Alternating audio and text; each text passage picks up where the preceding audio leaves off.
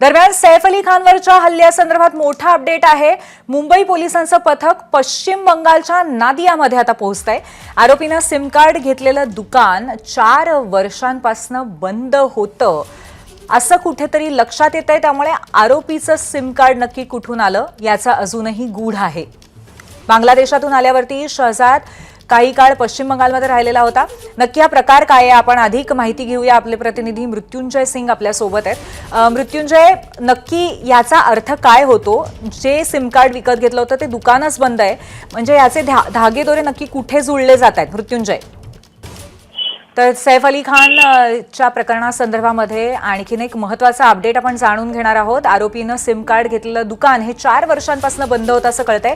आपले प्रतिनिधी मृत्युंजय सिंग आपल्याला याबद्दल अधिक माहिती देतील। मृत्युंजय, नक्कीच जसं मुंबई पोलिसांच्या तपासमध्ये समोर आलेला आहे की हा जो आरोपी होता ते मार्च एप्रिल महिन्यात दावकिल जे नदी आहे ते नदी पार करून तो भारतात दाखल झाला होता, मेघालयमध्ये दाखल झाला होता आणि मेघालयमध्ये आल्यानंतर तो पश्चिम बंगालमध्ये होता आणि पश्चिम बंगालमध्ये तो काही जिल्ह्यात फिरत होता आणि तिकडे त्याने एक सिम कार्ड खरेदी केली होती आणि सिम कार्ड खरेदी केल्यानंतर तो जो आरोपी आहे तो काही दिवस पश्चिम बंगालमध्ये होता। तो आधार कार्ड बनवण्याचा प्रयत्न करत होता, पण आधार कार्ड बनवण्यामध्ये त्याला यश मिळालं नाही।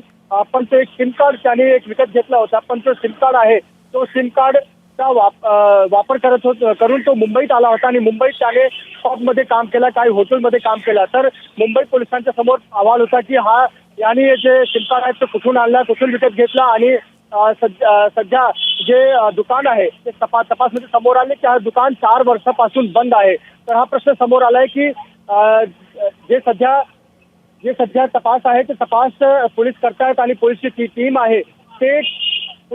आहे ते सध्या पश्चिम बंगालमध्ये आहे आणि आरोपीच्या 5 वर्षाची जी पोलीस कोठडी आहे त्यापूर्वी पोलिसांना आपला रिपोर्ट सादर करायचा आहे। तर कुठे कुठे तो आरोपी गेला होता आणि कोणाकोणाची मदत घेतली होती, आधार कार्ड बनवण्यामध्ये कोण कोण मदत करत होता, सिम कार्ड कोणाकडनं विकत घेतला होता आणि हा सिम कार्ड जर दुकान बंद होता तर कोणाकडनं ही सिम कार्ड खरेदी केली होती, हा प्रश्नासाठी मुंबई पोलिसांची एक जी टीम आहे ते पश्चिम बंगालच्या डिस्ट्रिक्टमध्ये आहे, नादिया डिस्ट्रिक्टमध्ये आहे, छपरा या परिसरमध्ये आहे आणि तिथे तपास करतायत।